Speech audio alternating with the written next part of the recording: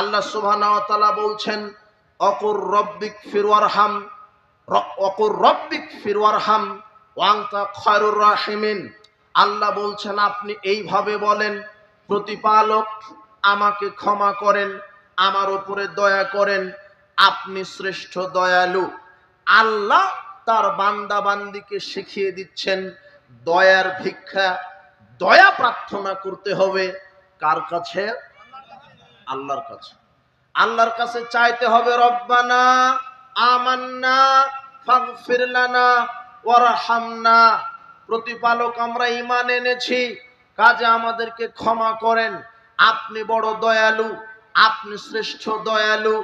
আল্লাহ শিখিয়ে দিচ্ছেন আদম আলাইহিস সালাম এবং হাওয়া আলাইহিস সালাম যখন জান্নাতের ভিতরে একটা ভুল করে বসলেন, তখন তারা বললেন রব্বানা যালামনা আনফুসানা ওয়া ইল্লাম তাগফির লানা ওয়া তারহামনা লানাকুনান্না মিনাল খাসিরিন।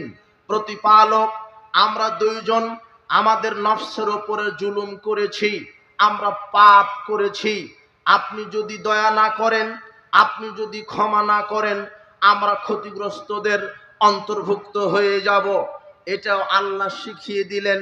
তাই তো আদম আলাইহিস সালাম মরা পর্যন্ত বলতে থেকেছেন আল্লাহ আমি পাপ করেছি, আমি তোমার দয়ার ভিখারি, তুমি যদি দয়া না করো পৃথিবীতে আকাশ জমিন আর কেউ দয়া করতে পারবে না। তার মানে আল্লাহ শিখিয়ে দিচ্ছেন